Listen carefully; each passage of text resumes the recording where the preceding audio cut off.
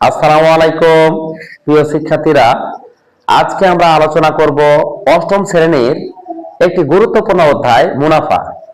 মুনাফার ধারাবাহিক ভিডিও পেতে আমাদের YouTube channel HR private home এর পাশেই থাকো, কেননা HR প্রাইভেট হোম সর্বদা তোমাদের সেবার জন্য নিয়োজিত। ভিডিওগুলো ভালো, HR প্রাইভেট হোমের ভিডিওগুলো ভালো লেগে থাকলে শেয়ার আর কমেন্টের মাধ্যমে জানিয়ে দাও তোমার মূল্যবান মতামতটি। আজকে আমরা আলোচনা করব মুনাফার অঙ্ক, চক্রবৃদ্ধি মূলধন এবং চক্রবৃদ্ধি মুনাফা কিভাবে নির্ণয় করা যায়। চক্রবৃদ্ধি মুনাফা এবং চক্রবৃদ্ধি মূলধনের সূত্রটি আগে আমরা জেনে নিই। প্রিয় শিক্ষার্থী, পরের দিকে লক্ষ্য রাখো আর খাতায় নোট করো। চক্রবৃদ্ধি মুনাফা এবং চক্রবৃদ্ধি মূলধনের সূত্রটি আমরা নির্ণয় করি, তারপর আমরা গাণিতিক সমস্যাগুলো সমাধান করব। তাহলে আমরা আগে জানব সূত্র চক্রবৃদ্ধি মূলধন। চক্রবৃদ্ধি মূলধন চক্রবৃদ্ধি মূলধনের সূত্র হচ্ছে P × 1 + R two the power n। 2 নং সূত্র চক্রবৃদ্ধি মুনাফা। চক্রবৃদ্ধি মুনাফা সূত্র হচ্ছে P × 1 + R two the power n minus হচ্ছে P। প্রিয় শিক্ষার্থীরা, সূত্রের আমরা পরিচয়টি আগে জেনে নিই। এখানে P হচ্ছে আসল বা আমরা বলতে পারি মূলধন, যে কোনো একটি বললেই হবে। তারপর হচ্ছে আরটা কি? আর হচ্ছে মুনাফার হার। এন হচ্ছে সময়। তাহলে আমরা আয়টাও জেনে নিই। আয় যেহেতু নেই, কিন্তু আয়কে বলা হয় মুনাফা। আশা করি প্রিয় শিক্ষার্থীবৃন্দ তোমরা সূত্র জেনেছো এবং সূত্রের পরিচয়টা জেনেছো। সূত্র ছাড়া চক্রবৃদ্ধি মূলধন এবং চক্রবৃদ্ধি মুনাফা নির্ণয় করা অসম্ভব। এজন্য তোমরা সূত্রগুলো খাতায় নোট করবা আর মুখস্থ রাখবা সূত্রগুলো, তাহলে তোমাদের গাণিতিক সমস্যাগুলো সমাধান করতে সহজ হবে।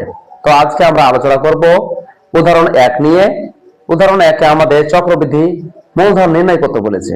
কিভাবে আমরা চক্রবৃদ্ধি মূলধন নির্ণয় করছি তোমরা বোর্ডের দিকে লক্ষ্য রাখো। একটি মূলধন নির্ণয় করা শিখতে পারলে যে কোনো মূলধন যেটি বলুক না কেন তোমরা নির্ণয় করতে পারবা, আশা করি। বোর্ডের দিকে লক্ষ্য রাখো আর দেখো আমরা কিভাবে অতি সহজেই চক্রবৃদ্ধি মূলধন নির্ণয় করি। তাহলে আমরা আগে 1 নং উদাহরণটি জেনে নিই। বার্ষিক শতকরা 8 টাকা মুনাফায় ৬২,৫০০ টাকা 3 বছরের চক্রবৃদ্ধি মূলধন নির্ণয় করো। তাহলে আমরা আগে মানটি তৈরি করে নিতে পারি। উদাহরণ 1 এখানে এটাও করতে পারি বা সাইডে তুললে হয়। আমরা আগে এখানে করি আসল বা মূলধন। তো আমরা মূলধনকে কি দ্বারা প্রকাশ করা হয়? P সমান আমাদের মূলধন কোনটা? আমাদের এটা হচ্ছে কি? এটি হচ্ছে আমাদের মুনাফার হার। মূলধন হচ্ছে 8%, অর্থাৎ 8 টাকায় মুনাফায় মূলধন হচ্ছে আমাদের ৬২,৫০০ টাকা। তাহলে মূলধনকে P দ্বারা প্রকাশ করা হয়। P সমান হচ্ছে ৬২,৫০০ টাকা। তাহলে আমাদের মূলধন হচ্ছে ৬২,৫০০ টাকা। তারপরে আমরা জানবো মুনাফার হার। মুনাফার হারকে আমরা জানি আর দ্বারা প্রকাশ করা হয়। আর সমান কত? না তো 8। এই যে 8 বসালাম, আর শতকরা মানে 100 বা আমরা বসাবো কি পার্সেন্ট। তাহলে কি হবে? 8% মানে কি 8/100। এটাকে আমরা ক্যালকুলেটরে হিসাব করে নিতে পারি যে 8/100 সমান কত?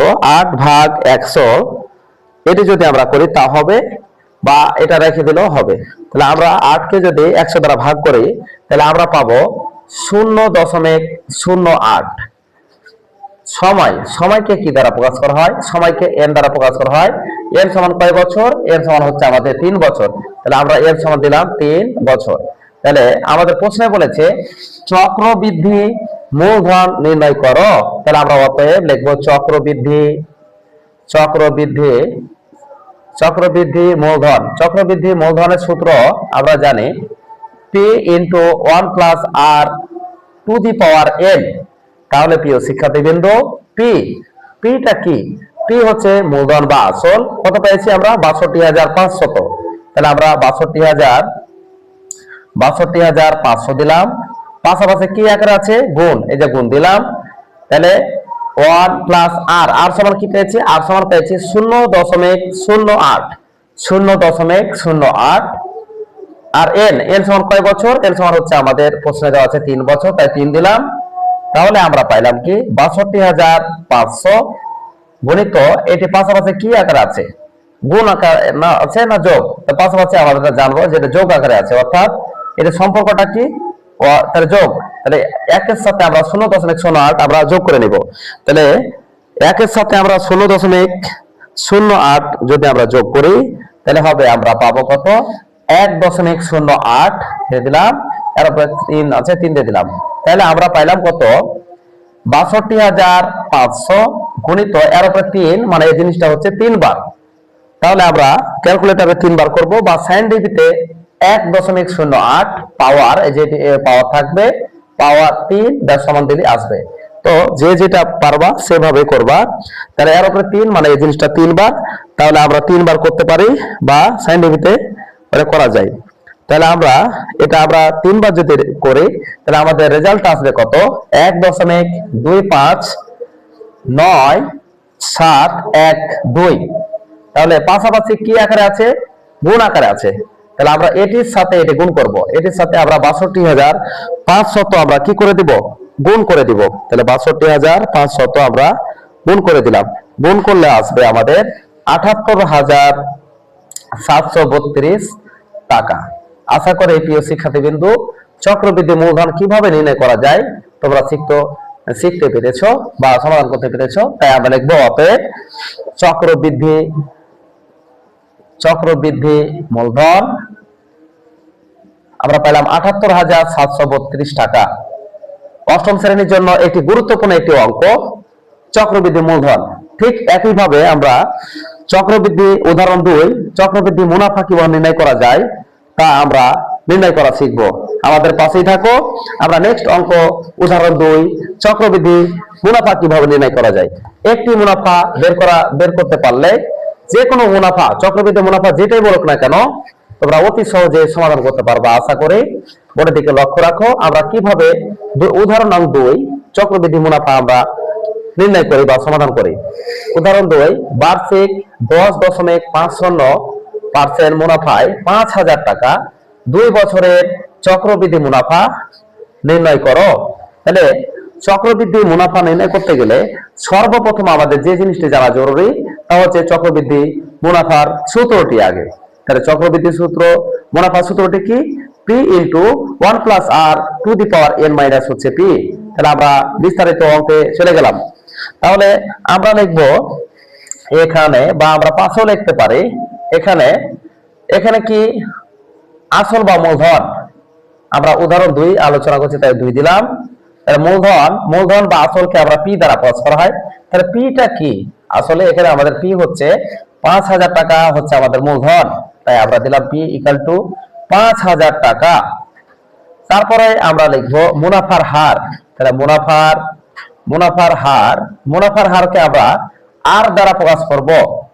আর সমান কয় পার্সেন্ট, না তো এটি হচ্ছে আমাদের মুনাফার হার, অর্থাৎ পার্সেন্ট যেটাতে থাকবে সেটা জানবো আমরা মুনাফার হার। তাহলে মুনাফার হার কত 10.50%, তাই আমরা লিখলাম 10.50%। প্রিয় শিক্ষার্থীবৃন্দ, তাহলে আমরা জানি কোন জিনিসের পাশে পার্সেন্ট মানে হচ্ছে 100 দ্বারা কি হবে ভাগ, অর্থাৎ 10.50% মানে হচ্ছে 10.50 আর পার্সেন্ট মানে হচ্ছে 100। তাহলে আমরা ক্যালকুলেটরে 10.50 কে আমরা 100 দ্বারা কি করব, ভাগ করে দিব। তাহলে 10.50 কে আমরা 100 দ্বারা ভাগ করছি। তাহলে আমরা 10.50 ভাগ 100, তাহলে আমরা 100 দ্বারা ভাগ করলাম। 100 দ্বারা যদি ভাগ করি তাহলে আমরা আসবে কত 10.50 ভাগ যদি আমরা 100 করি তাহলে আমাদের আসবে 0.105। এটি আমাদের মুনাফার হার। সময়কে কি দ্বারা প্রকাশ করা হয়, সময়কে n দ্বারা প্রকাশ করা হয়। n সমান কয় বছর, 2 বছর। তাহলে আমরা এখানে দিলাম 2 বছর। তাহলে এখন আমরা কি বলেছে আমাদের প্রশ্নতে, চক্রবৃদ্ধি মুনাফা নির্ণয় করো। তাহলে অতএব আমরা দিতে পারি চক্রবৃদ্ধি মুনাফা। প্রিয় শিক্ষার্থীরা, চক্রবৃদ্ধি মুনাফার সূত্রটি আমরা অঙ্ক শুরু করার আগে বলেছি কি হবে, P into 1 plus R to the power n minus হচ্ছে পি। তাহলে পিটা কি, পি হচ্ছে আমাদের আসল বা মূলধন, কয় হাজার টাকা, 5,000 টাকা। পাশাপাশি কি আকার আছে, গুণ 1 দিলাম যোগ আর সমান কত পেয়েছি, আর সমান আমরা পেয়েছি 0.105। আর এন, এন মানে কয় বছর, 2 বছর। এই যে 2 বছর দিলাম। কেউ যদি পাশে মানগুলা তৈরি করি তাও কিন্তু হবে, তোমার যেটা ভালো লাগবে বা সুবিধা হবে সেটা করবা। মাইনাস আছে, মাইনাস দিলাম। পি, পি সমান কত, পি সমান হচ্ছে আমাদের 5,000।